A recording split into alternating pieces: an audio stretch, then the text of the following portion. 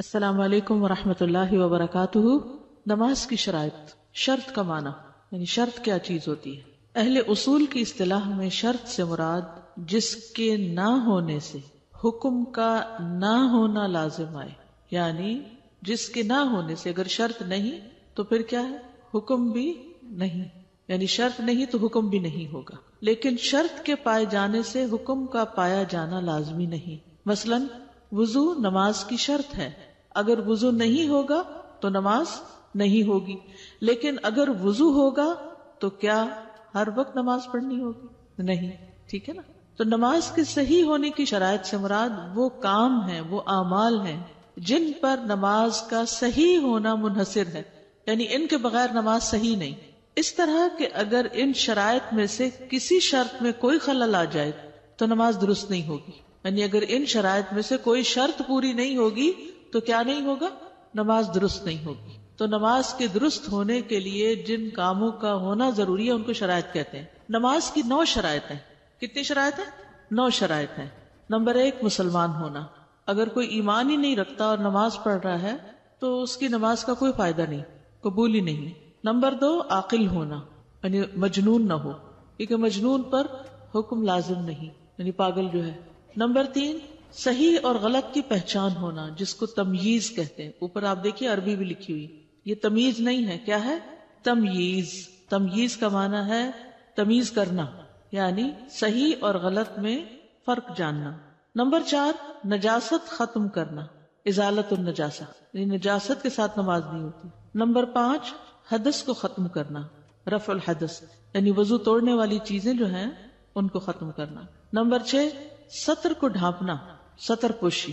Number 7 نماز کے وقت کا داخل ہونا، دخول الوقت۔ نمبر 8 قبلہ رخ ہو کر نماز پڑھنا، اور نمبر 9 نیت کا ہونا۔ یہ سب کیا کہلاتی ہیں؟ شرائط۔ اور شرائط کیا ہوتی ہیں؟ جن کے نہ ہونے سے نماز نہیں ہوتی، یعنی نماز کے کانٹیکسٹ میں اگر ان شرائط میں سے کوئی شرط پوری نہ ہو تو نماز نہیں ہوگی۔ آپ بے شک پڑھتے رہے لیکن نماز نہیں ہوگی۔ مثلاً ایک پاگل شخص جو ہے جس کو سمجھ ہی نہیں وہ کیا پڑھ رہا ہے، وہ بس کسی کو دیکھ کے ایسی نقل اتار رہا ہے، تو وہ نماز نہیں کہلائے گی۔ اسی طرح جس کو یہ نہ پتا ہو کہ صحیح کیا ہے غلط کیا ہے، یعنی مثلا نماز کے اندر ہی وہ کیا لفظ پڑھ رہا ہے کیا نہیں، یا اسی طرح باقی بھی چیزوں کا اس کو ہوش نہیں، سمجھ نہیں، یا یہ کہ وضو ہی نہیں، یا پھر یہ کہ سطر ہی نہیں ڈھانپا ہوا، یا نماز کا وقت ہی نہیں ہوا پہلے ہی پڑھنی شروع کر دی، یا قبلے کی طرف رخ ہی نہیں کیا، یا نیت کے بغیر ہی کھڑے ہو گئے، صرف ایک ایکسرسائز کے طور پر یہ ایکسرسائز کر لی، تو اگر یہ شرائط پوری نہیں ہوتی ہیں ان میں سے ساری یا کوئی ایک بھی، تو نماز قبول نہیں ہوتی، نماز ادا نہیں ہوتی۔ یعنی جس کے نہ ہونے سے حکم کا نہ ہونا لازم ہے، یعنی اگر شرط نہیں تو نماز بھی نہیں، ٹھیک ہے۔ تو سب سے پہلی شرط ہے مسلمان ہونا، پہلی شرط ہے اسلام۔ اسلام کے برعکس کیا ہوتا ہے؟ کفر۔ کافر کوئی بھی عمل نیک کرے تو وہ مردود ہے، وہ قبول نہیں۔ دلیل کیا ہے؟ قرآن مجید میں آتا ہے ما کان للمشرکین ان یعمروا مساجد اللہ شاہدین علی انفسہم بالکفر اولئک حبطت اعمالہم وفی النار ہم خالدون۔ مشرکین کا کبھی حق نہیں کہ وہ اللہ کی مسجدیں آباد کریں اس حال میں کہ وہ اپنے آپ پر کفر کی شہادت دینے والے۔ مسجد کی آبادی سب سے زیادہ کس چیز سے ہوتی ہے؟ وہاں بیک سیل کرنے سے؟ نماز۔ یعنی مسجد کو اگر آباد کرنا ہے تو کھیلوں سے نہیں بلکہ کس سے کریں گے آباد؟ نماز پڑھ کے۔ نہیں، مسجد بنائی کس لیے گئی ہے؟ اس کا سب سے اول اور پہلا مقصد نماز کی ادائیگی۔ تو مشرکین مسجدیں آباد نہیں کر سکتے جبکہ وہ خود کفر کی گواہی دے رہے ہیں۔ یہ وہ ہیں جن کے اعمال ضائع ہو گئے اور وہ آگ ہی میں ہمیشہ رہنے والے ہیں۔ جیسا کہ آپ جانتے ہیں کہ مشرکین مکہ جو تھے وہ بیت اللہ کی بہت خبر رکھتے تھے اور اس کی صفائی ستھرائی کا انتظام اور حاجیوں کی خدمت اور پانی پلانا اور بہت سے اچھے اچھے کام کرتے تھے، لیکن شرک کے ساتھ اور کفر کے ساتھ وہ قبول نہ تھے۔ تو گویا دوسرے لفظوں میں نماز کی قبولیت کے لیے پہلی شرط کیا ہے؟ عقیدہ کا درست ہونا، توحید کی گواہی دینا۔ دوسری شرط عاقل ہونا۔ دوسری شرط عقل ہونا ہے اور اس کے برعکس جنون یا پاگل پن ہے۔ مجنون آدمی جب تک ہوش میں نہ آ جائے اس سے قلم اٹھا لیا گیا ہے۔ رسول اللہ صلی اللہ علیہ وسلم نے فرمایا 3 آدمیوں سے قلم اٹھا لیا گیا ہے، سویا ہوا حتیٰ کہ جاگ جائے، دیوانہ کہ عقل مند ہو جائے، اور بچے سے حتیٰ کہ بڑا یا بالغ ہو جائے۔ مثلا نمبر 1 جو اس میں حدیث میں آیا سویا ہوا۔ کبھی آپ نے نیند میں نماز پڑھی ہے خواب میں؟ کس کس کو یہ ایکسپیرینس ہوا ہے؟ تقریباً ہر ایک کو ہوتا ہے کہ ذہن میں یہ پریشانی ہوتی ہے کہ کہیں نماز نہ چلی، خاص طور پہ فجر کی نماز. تو آپ نیند میں ہی وضو کر رہے ہوتے ہیں، نیند میں ہی نماز پڑھ رہے ہیں، حتیٰ کہ آپ پوری کی پوری نماز پڑھ جاتے ہیں. تو کیا بیدار ہو کے آپ کہہ سکتے ہیں میں نے تو نماز پڑھ لی، مجھے اچھی طرح یاد ہے میں نے پوری نماز پڑھی؟ تو کیا سوئے ہوئے کی نماز ہوگی؟ نہیں. دیوانہ حتیٰ کہ عقل مند ہو جائے، اور بچے سے حتیٰ کہ بڑا بالغ ہو جائے. چھوٹے بچے بھی آ کے ماں کے ساتھ کھڑے ہو جاتے ہیں بغیر وضو کے، اور ساری نماز والی حرکتیں پوری پوری نماز پڑھ رہے ہوتے ہیں. تو ان کی نماز نہیں ہے، ٹھیک ہے تیاری ہے نماز کی، لیکن ہم یہ نہیں کہہ سکتے کہ اس نے تو یعنی کہ لازم ہونے سے پہلے یا واجب ہونے سے پہلے ہی نمازیں پڑھ لی تھی. نمبر 3، صحیح اور غلط کی پہچان ہونا. تیسری شرط تمیز ہے، یعنی صحیح غلط کی پہچان رکھنے والا، اور اس کی ضد بچپن ہے. اس کی حد 7 سال ہے. ٹھیک ہے، 7 سال میں نماز کا حکم دیا جائے. 7 سال سے پہلے بچہ پوری طرح صحیح غلط میں تمیز نہیں کر سکتا. قال رسول اللہ صلی اللہ علیہ وسلم مروا اولادکم بالصلاۃ وهم ابناء 7 سنین واضربوهم علیہا وهم ابناء 10 سنین وفرقوا بینہم فی المضاجع، کہ اپنے بچوں کو نماز پڑھنے کا حکم دو جب وہ 7 سال کے ہو جائیں. یہ سن التمییز کہلاتی ہے، فقہ کی اصطلاح میں یہ کیا کہلاتی ہے؟ سن التمییز. اور جب وہ 10 برس کے ہوں تو انہیں مارو اور ان کے بستر آپس میں جدا کر دو. نمبر 4، نجاست دور کرنا، رفع الحدث. نجاست کو 3 چیزوں سے زائل کرنا لازم ہے. نمبر 1 جسم سے، نمبر 2 کپڑوں سے، نمبر 3 نماز پڑھنے والی جگہ سے. کیا کیا پاک ہونا چاہیے؟ جسم پاک ہونا چاہیے، اور کپڑے پاک ہونے چاہیے، اور جگہ پاک ہونی چاہیے. شاباش. بدن سے نجاست دور کرنا، اس کی کیا دلیل ہے؟ پہلا مقام جسم ہے، اس کے جسم پر نجاست میں سے کچھ بھی نہیں ہونا چاہیے. نبی صلی اللہ علیہ وسلم ایک دفعہ 2 قبروں کے پاس سے گزرے جن میں مردوں کو عذاب دیا جا رہا تھا. آپ نے فرمایا ان دونوں کو عذاب دیا جا رہا ہے، لیکن یہ عذاب کسی بڑی بات کی وجہ سے نہیں ہے. ان میں سے ایک پیشاب کی چھینٹوں سے پرہیز نہیں کرتا تھا. اب چھینٹے تو پڑ ہی جاتے ہیں، یعنی آپ جتنا بھی کوشش کریں، لیکن جب آپ یورین پاس کر رہے ہوتے ہیں تو کموڈ کے ساتھ ہی پیشاب ٹکرا کے واپس پلٹ کے آپ کے جسم پہ آ جاتا ہے. لیکن اگر آپ دھوتے نہیں ہیں اور اسی طرح نماز شروع کر دیتے ہیں تو یہ ٹھیک نہیں. تو وہ دھونا کب لازم ہے؟ جب نماز ادا کرنی ہو. یعنی ویسے بھی پاک صاف رہنا چاہیے، لیکن نماز کی ادائیگی میں شرط ہے. اسی لیے آپ لباس ایسا پہنے کہ وہ ان چیٹوں سے بچ جائے جب آپ ٹوائلٹ یوز کر رہے ہیں. اور دوسرا چغلی کھاتا تھا. ایک روحانی نجاست میں مبتلا تھا اور ایک جسمانی نجاست میں. تو گندگی اور نجاست ایسی چیز ہے کہ جو انسان کے لیے دنیا میں بھی تکلیفوں کا باعث ہے اور آخرت میں بھی. اس میں آپ دیکھیے کہ یہ جنات اور یہ جو بری چیزیں انسان کے اوپر حملہ آور ہوتی ہیں، اس کی بھی ایک بنیادی وجہ پاک صاف نہ رہنا ہے. کیونکہ جنات کا مسکن کون سی جگہ ہوتی ہے گھر میں؟ ٹوائلٹس. اسی لیے تو ہمیں دعا سکھائی گئی اللہم انی اعوذ بک من الخبث والخبائث. میرے خیال یہ سب چیزیں آپ کو معلوم ہے، آسان ہے. اس وقت جو چیز آپ پڑھ رہے ہیں وہ کیا ہے؟ صرف دلائل دیکھ رہے ہیں، اور الحمدللہ آپ قرآن پڑھنے کے بعد ان سارے دلائل سے اپنی اپنی جگہ واقف بھی ہیں. اس میں کوئی نئی چیز نہیں، سب احادیث اور آیات آپ نے پڑھی ہوئی ہیں. اب صرف یہ ہے کہ ان کو اپنی اپنی جگہ پر رکھا جا رہا ہے. اور اس علم کا فائدہ یہ ہوتا ہے کہ انسان لیطمئن قلبی، انسان کے اندر ایک اطمینان ہوتا ہے، شرح صدر ہوتا ہے کہ میں یہ کام کر رہا ہوں تو کیوں کر رہا ہوں. پھر کپڑوں سے نجاست دور کرنا. قرآن مجید میں آتا ہے وَثِيَابَكَ فَطَهِّرْ، اور اپنے کپڑے پس پاک رکھو. حضرت اسماء روایت کرتی ہیں کہ ایک عورت نبی صلی اللہ علیہ وسلم کے پاس آئی اور پوچھا ہم میں سے کسی کے کپڑے کو حیض کا خون لگ جاتا ہے تو وہ اس کے بارے میں کیا کرے؟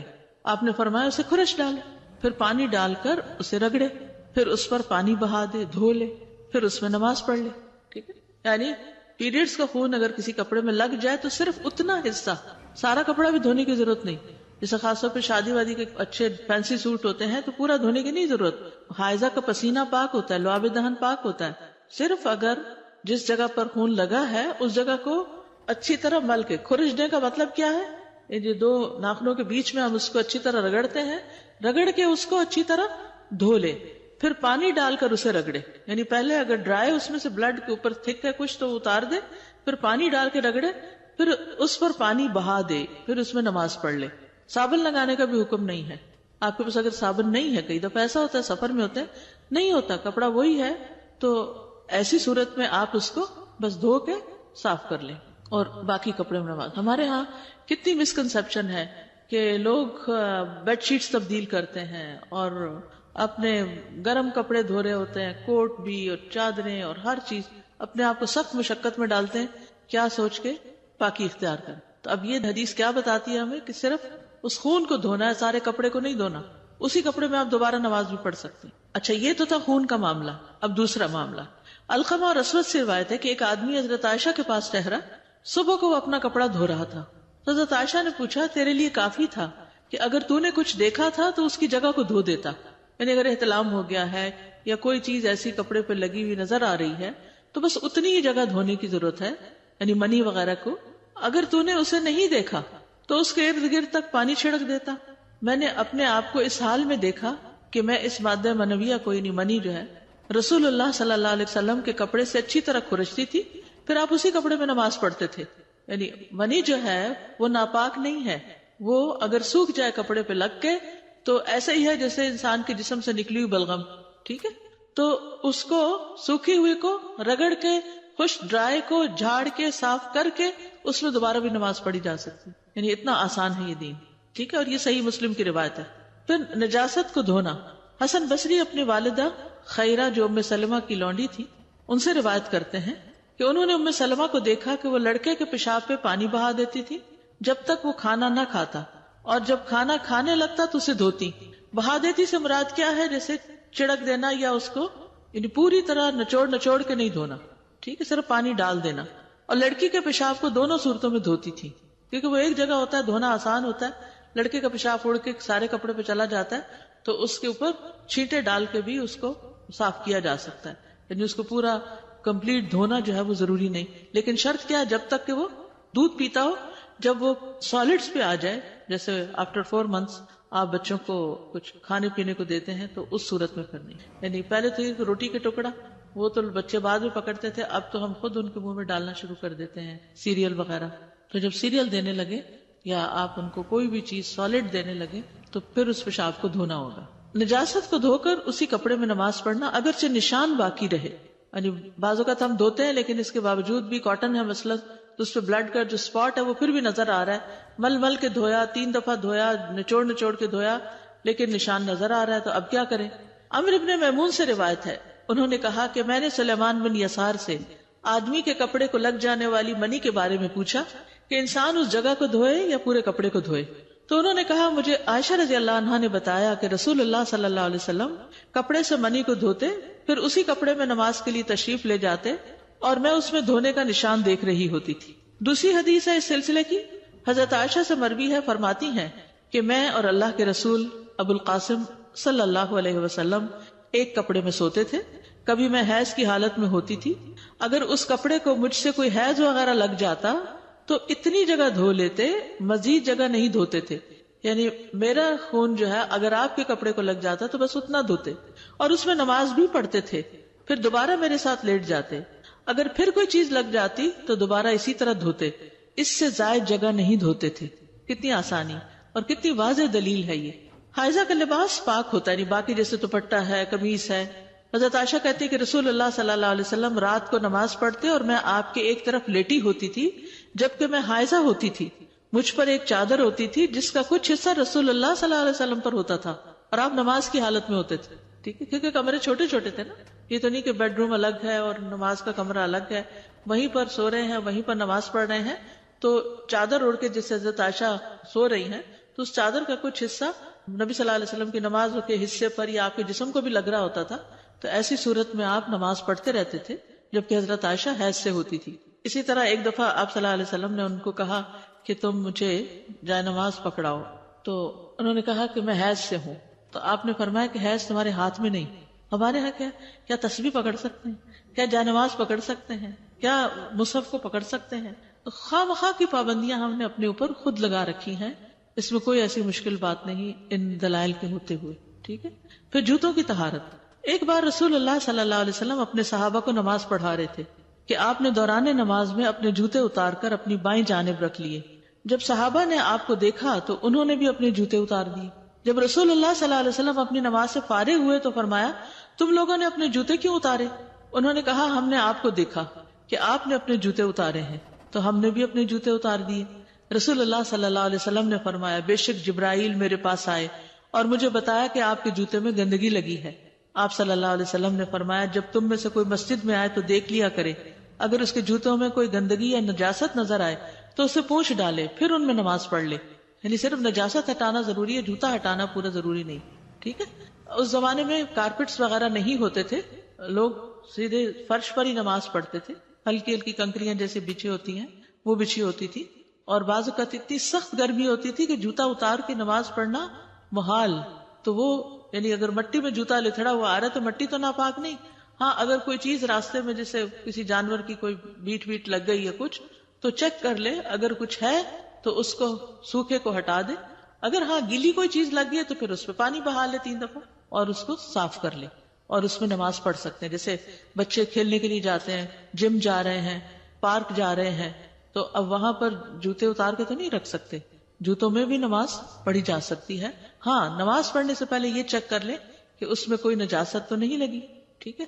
دین کتنا آسان ہے لیکن ہمارے توہمات نے اس کو مشکل بنا رکھا ہے.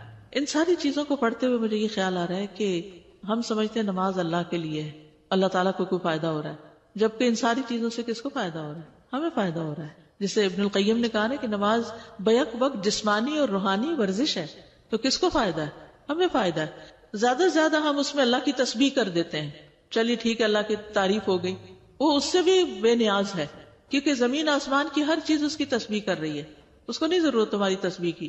ہاں ہم کرتے ہیں تو یہ ہم اپریشیٹ کرتے ہیں نا، یعنی جس نے آپ پر اتنے احسان کیے جب آپ اس کی تعریف کرتے ہیں یا دعا کرتے ہیں، کیونکہ نماز میں کیا ہے؟ دعا ہے. دعا کس کو پھر فائدہ دیتی ہے؟ اللہ کو تو فائدہ نہیں دیتی، اس کو تو دینا ہی ہوتا ہے، پھر ہمیں فائدہ دے رہی ہے. اور جب ہمارے ایکشنز ہوتے ہیں تو یہ ایکشنز اللہ کو کیا فائدہ دیتے ہیں؟ کچھ بھی نہیں. ہم پہ فرض کر کے ہمارا ہی فائدہ اس میں رکھا، اور پھر دن میں 5 دفعہ ہمیں پاک صاف رہنے کا طریقہ سکھایا. سبحان اللہ. فائدہ سراسر ہمارا اپنا ہی ہے.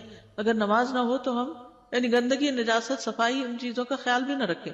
لیکن صفائی میں بھی ہمیں ایکسٹریم پر نہیں پہنچایا کہ جیسے بنی اسرائیل کے ساتھ تھا نا کہ اگر کسی کپڑے کو پیشاب لگ جاتا تو دھو کے نہیں پاک ہوتا تھا، اس کو کاٹنا ہوتا تھا. اور نصارہ جو تھے وہ اسی میں ہی نماز ادا کر لیتے. 2 ایکسٹریمز. تو ہمیں کیا کہا کہ بس اتنا حصہ صاف کر لو جس کی ضرورت ہے، اور اس میں بھی اگر نشان وغیرہ باقی ہے تو کوئی حرج نہیں، دھونا کافی ہے. پھر جگہ سے نجاست دور کرنا، نماز پڑھنے کی جگہ کی صفائی کا خیال رکھنا. وَأَهِدْنَا إِلَىٰ إِبْرَاهِيمَ وَإِسْمَاعِيلَ أَن طَهِّرَا بَيْتِيَ لِلطَّائِفِينَ وَالْعَاكِفِينَ وَالرُّكَّعِ السُّجُودِ. اور ہم نے ابراہیم اور اسماعیل علیہ السلام کو تاکیدی حکم دیا تھا کہ تم دونوں میرے گھر کو طواف کرنے والوں اور اعتکاف کرنے والوں اور رکوع کرنے والوں اور سجدہ کرنے والوں کے لیے پاک صاف رکھو. تو یہ دلیل ہے اس بات کی کہ عبادت کی جگہ کو پاک صاف ہونا چاہیے. ٹھیک ہے. حضرت عائشہ رضی اللہ عنہا فرماتی ہے کہ رسول اللہ صلی اللہ علیہ وسلم نے محلوں میں مسجدیں بنانے کا حکم دیا، اور یہ بھی کہ وہ مسجدیں پاک اور صاف رکھی جائیں اور ان میں خوشبو لگائی جائے. کچھ عرصہ پہلے ہماری کچھ بہنیں مسجد میں بخور جلاتی تھی، پھر وہ زیادہ مصروف ہو گئی تو بخور کی رسم جو وہ ختم ہو گئی. تو اس میں آپ دیکھیے کہ مسجد کی صفائی اول دور سے ہی عورتوں کے حصے میں آئی. مسجد نبی کی صفائی بھی ایک خاتون کرتی تھی جس کا پھر انتقال ہو گیا تو نبی صلی اللہ علیہ وسلم نے اس کی قبر پہ جا کے اس کا جنازہ پڑھا، کیونکہ یہ کام کوئی معمولی کام نہیں تھا، اللہ کے گھر کو صاف کرنا تھا. تو بہرحال نبی صلی اللہ علیہ وسلم نے کیا حکم دیا کہ صرف مسجدیں بناؤ ہی نہیں بلکہ ان کو پاک صاف بھی رکھو اور خوشبو بھی لگاؤ. پاک صاف رکھو، پاک اور صاف بھی، صرف پاک نہیں صاف بھی. اور صفائی کے لیے ہر کچھ عرصے کے بعد کارپیٹس کو دھلنا چاہیے تاکہ اندر گئے ہوئے جو جراثیم وغیرہ ہیں اور جو ڈسٹ وغیرہ ہے وہ بھی پوری طرح نکل جائے. اور اسی طرح یہ کہ خوشبو لگائی جائے. مسجد میں انسان جائے تو ایک فیلنگ آئے کہ مسجد کے اندر، اسی لیے مسجد کے اندر پیاز اور لہسن اور یہ چیزیں کھا کر جانے سے منع کیا گیا کیونکہ اس سے مسجد کی صفائی اور پاکیزگی کے اندر فرق آتا ہے. پھر نجاست کو دھونا. انس بن مالک کہتے ہیں نبی صلی اللہ علیہ وسلم نے ایک دیہاتی کو دیکھا جو مسجد میں پیشاب کر رہا تھا. آپ نے فرمایا ایسے کچھ نہ کہو، حتیٰ کہ جب وہ فارغ ہو گیا تو آپ نے پانی منگوایا اور اس پیشاب پر بہا دیا، یعنی وہ فرش صاف کر دیا گیا. اگر کبھی کوئی بچہ یا کسی سے بھی کوئی ایسی چیز ہو جائے مسجد کے فرش پر تو اس جگہ کو صاف کر لینا چاہیے. کارپیٹ کا صرف وہ حصہ صاف کر لیا جائے، سارا کارپیٹ اٹھا کے باہر لے جا کے دھونے کی ضرورت نہیں ہے. ٹھیک ہے. کچھ جگہوں پر نماز کی اجازت ہے، جیسے بستر پر نماز. حضرت انس نے اپنے بستر پر نماز پڑھی، خاص طور پر اگر بیمار ہو. حضرت عائشہ سے روایت ہے، انہوں نے بتایا کہ رسول اللہ صلی اللہ علیہ وسلم اپنے اہل کے بستر پر نماز پڑھتے جبکہ وہ خود آپ کے اور قبلے کے درمیان جنازے کی طرح لیٹی ہوتی تھی.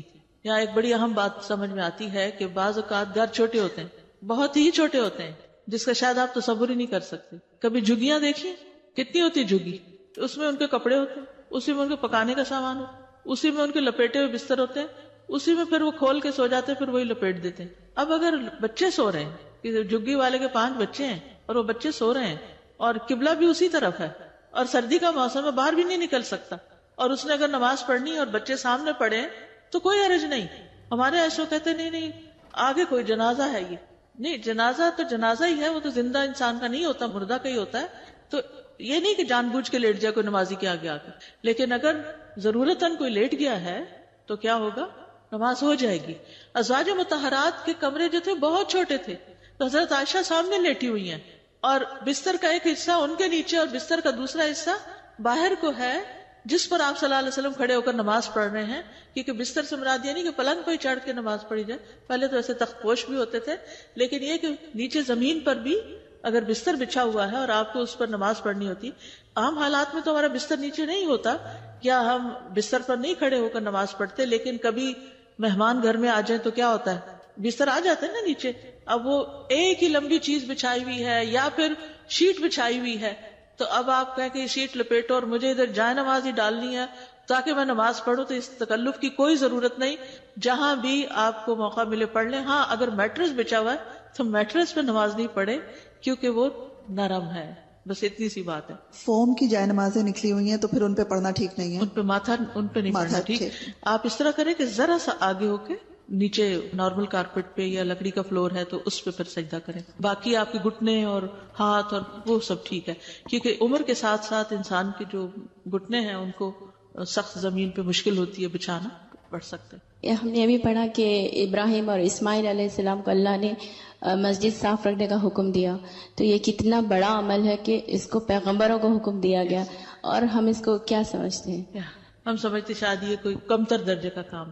مجھے تو ہمیشہ اس سے ہوتا ہے کہ آپ نے اس خاتون کے جس کو آپ کو بتائے بغیر جنازہ پڑھ دیا گیا, رات کو ہی دفنا دیا گیا, کہ آپ کو کیا تکلیف دینی ہے, معمولی سی عورت تھی, صفائی وغیرہ ہی کرتی تھی کیا, لیکن نہیں, آپ نے اس کو اتنا آنر بخشا.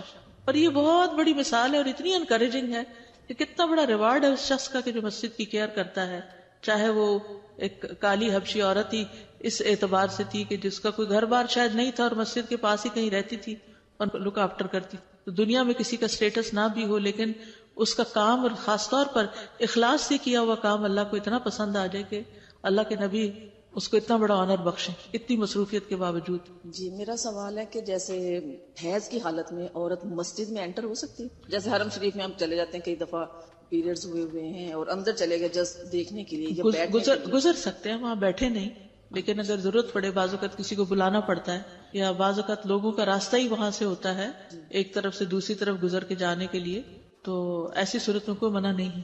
اور دوسرا کہ طواف جو ہے وہ ہم چپل پہن کے جو اپنے گھر سے یہاں سے اسپنج کی چپل لے جی صاف ہو تو جی بالکل. ابھی آپ نے آج کل تو ریسنٹلی خاص طور پر دیکھا ہوگا جب سے ایکسٹینشن ہوئی ہے, الحمدللہ کافی انسانوں سے جانے کا اتفاق ہوا, تو اس میں یہ کہ پہلے تو ہارڈلی کبھی کسی کو ایسے دیکھا تھا, لوگ چمڑے کے موزے پہنتے تھے, لیکن ریسنٹلی 1-2 سال سے میں نے نوٹ کیا کہ کراکس کے چپل جو ہیں جی وہ لوگ پہن کے طواف کر رہے ہوتے ہیں, کوئی منع بھی نہیں کرتا. اور صاف ستھرے اگر جوتے یعنی اس طرح کے چپل ربڑ کے کہ جو آپ نے باہر کہیں کسی گندی جگہ نہیں بھی پہنے, تو الحمدللہ آپ پہن کے طواف کر سکتے ہیں, منع نہیں ہے. بس اصل میں صفائی اور طہارت کا لحاظ رکھنا ہے, یعنی ایک مٹیریل جس سے آپ کا شلوار بنی اور ایک مٹیریل جس سے آپ کا جوتا بنا تو کوئی حرج نہیں ہے. اگر وہ ربڑ کا بنا اور یہ کپڑے کا, کر سکتے ہیں. اس سال میں رمضان کے عمرے پہ گئی تھی, ایک یمن کی بچی تھی, مطلب ینگ لڑکی تھی, وہ باقاعدہ پیریڈز کے دوران صف میں بیٹھی تھی. میں نے اس کو کہا تم ہٹ جاؤ, تو کہتی نہیں کوئی مسئلہ نہیں. جی تو یہ ایسا کر سکتے جی کر سکتے ہیں ضرورت, کیونکہ بعض اوقات ایسا ہوتا ہے کہ جیسے کوئی کلاس ہے, اب یہاں پر آپ دیکھیے کئی لیکچرز ایسے ہوتے ہیں, تو محمد الجبالی کی کتاب ہے, اس میں انہوں نے پورے دلائل دیے. انشاءاللہ آگے جب مسجد وغیرہ کا بیان آئے گا تو میری کوشش ہوگی کہ آپ کو دلائل کے ساتھ یہ بات بتائی جائے کہ ایسی صورت میں مسجد میں جا سکتے ہیں. ہاں اگر آپ سمجھتے ہیں کہ آپ کے جسم سے کوئی نجاست مسجد کو نہ لگے تو اپنے ساتھ کشن یا کوئی بھی ایسی چیز لے کر جائیں جس سے مسجد کا تقدس اور طہارت پامال نہ. جب اپنے زمانے میں دیکھا کہ ایک نماز کی چوکی ہوا کرتی تھی جس پر نماز پڑھا کرتے تھے خاص طور سے, لیکن اب اگر یہاں تو یہ نہیں ہے تمام, کیا ضروری ہے کہ وہ جگہ سخت ہو؟ جیسے اب یہاں بیڈ ہوتے ہیں, اگر کہیں کوئی ایسی مجبوری آ گئی کہ جگہ نہیں ہے کہیں پڑھنے کی, تو اس بیڈ پر نماز پڑھی جا سکتی ہے. اگر مجبوری, دیکھیے ایک اصول ہے فقہ کا, الضرورات تبیح المحظورات, اس کا معنی کیا ہے کہ ضرورتیں جو ہیں وہ محظورات کو مباح کر دیتی ہیں، یعنی محظورات وہ امور ہوتے ہیں کہ جن سے روکا گیا ہے، یعنی جن چیزوں کو منع کیا گیا ہے، لیکن جب کوئی اب آپ کے پاس اور آپشن ہی نہیں تو پھر اس صورت میں نماز ہو جائے گی. ویسے سخت ہونی چاہیے جگہ. جی سجدے کی جگہ جو ہے نا سخت ہے. ہو گئے ہیں تو آپ صرف مطلب آپ اندر جانا چاہ رہے ہیں تو کین یو گو؟ جی بالکل، you can go, no problem. یعنی 4 دن کے لیے مثلاً کوئی خاتون گئی ہیں اور انہی 4 دن میں پیریڈز ہو گئے. بعض اوقات ایسا ہوتا ہے نا ہسبینڈ کا پروگرام ہے، آپ کو انہی دنوں میں جانا، آگے پیچھے نہیں جا سکتے، یا وہی 4 چھٹیاں ہیں، اب پیریڈز ہو گئے تب آپ کعبہ بھی دیکھے بغیر آ جائیں گے. ایسی سختی نہیں کی گئی دین میں، کوئی دلیل نہیں اس بات کی. آگے انشاءاللہ میں اس پر ڈیٹیل سے بات کروں گی. ابھی فی الحال اسی پر رہیے، کیونکہ اگر ہم بہت بحثوں میں چلے گئے تو اصل سبق چلا جائے گا. اس وقت فوکس رکھیے دلائل کو جاننا اور علم حاصل کرنا، تاکہ جو سیکھ رہے ہیں وہ پکا ہو جائے. اور جو اس قسم کے سوال ہیں آپ اگر لکھ کے مجھے دے دیں تو یہ بہت آپ کی مہربانی ہوگی. لکھے ہوئے سوال چھوڑ دیں اس قسم کے، تاکہ میں ان کے دلائل لے کر آپ سے بات کروں، زبانی باتیں نہ کروں. نمبر 5، باوضو ہونا. حدث کو ختم کرنا یعنی باوضو ہونا. 5ویں شرط، حدث کو ختم کرنا، اس سے مراد معروف وضو کرنا ہے. حدث ہوتا ہے پیٹ سے گیس کا نکلنا یا پیشاب پخانہ کا پاس ہونا. حدث کی وجہ سے معروف وضو واجب ہو جاتا ہے. وضو نماز کی شرط ہے. حدیث میں آتا ہے لا تقبل صلاۃ بغیر طہور. رسول اللہ صلی اللہ علیہ وسلم نے فرمایا طہارت کے بغیر نماز قبول نہیں ہوتی. ایک اور حدیث میں ہے، ابو ہریرہ رضی اللہ عنہ سے روایت ہے، انہوں نے کہا کہ رسول اللہ صلی اللہ علیہ وسلم نے فرمایا جس شخص کا وضو ٹوٹ جائے، یعنی اسے حدث ہو جائے، حدث ہونا کہتے ہیں وضو ٹوٹنا، اس کی نماز قبول نہیں ہوتی جب تک وہ وضو نہ کرے. ایک آدمی نے پوچھا جو حضر موت کے علاقے سے تھا، یہ بھی یمن کی طرف کا علاقہ ہے، اے ابو ہریرہ حدث کیا ہے؟ اس کو نہیں سمجھ آئی. ہو سکتا ہے آپ کو بھی شروع میں جب میں نے ازالت النجاسہ اور حدث کا دور ہونا تو نہ سمجھ آئی وہ حدث کیا ہے. تو انہوں نے کہا فسا یا درات، یعنی وہ ہوا جو پخانے کے مقام سے خارج ہو، اس سے وضو ٹوٹ جاتا ہے. وضو کے بغیر نماز کا وبال، یعنی کتنا ضروری ہے وضو کرنا. ابن مسعود سے مروی ہے کہ نبی صلی اللہ علیہ وسلم نے فرمایا اللہ کے بندوں میں سے ایک بندے کے بارے میں حکم دیا گیا کہ اسے قبر میں 100 کوڑے لگائے جائیں. وہ تخفیف کا سوال کرتا اور دعا کرتا رہا یہاں تک کہ ایک کوڑا باقی رہ گیا، باقی معاف کر دیے گئے. جب اسے یہ ایک کوڑا لگایا گیا تو اس پر اس کی قبر آگ سے بھر گئی. جب اس سے سزا کا اثر زائل ہوا تو اس نے فرشتوں سے پوچھا کہ تم نے مجھے کس بنا پہ کوڑا لگایا؟ انہوں نے کہا کہ تم نے ایک نماز بغیر وضو کے پڑھی تھی اور تم ایک مظلوم کے پاس سے گزرے تھے اور اس کی مدد نہیں کی تھی. یعنی تم کر سکتے تھے اور تم نے نہیں کی. یعنی یہ 2 قصور تھے جس کی بنا پر اس کو سزا دی گئی. تو اللہ تعالیٰ ہمیں معاف کرے. بہت احتیاط کرنی چاہیے، لیکن وہم میں بھی نہیں رہنا چاہیے. کچھ لوگوں کو وہم کی بیماری ہوتی ہے کہ میرا وضو نہیں ہوا، کیا پتا پھر گیس نکل گئی ہو، مجھے ایسے فیلنگ آ رہی ہے. اس کو کنسیڈر نہیں کرنا چاہیے. اس کی ہمیں ایک حد بتا دی گئی کہ اگر آواز آئے یا بو آئے تو پھر ہی اس کو کنسیڈر کیا جائے گا. ادروائز صرف اگر جسم میں ایسی صرف ہلکی سی حرکت محسوس ہوئی ہے لیکن کوئی واضح دلیل نہیں آپ کے پاس کہ کوئی چیز باہر نکلی ہے تو اس سے وضو نہیں جاتا.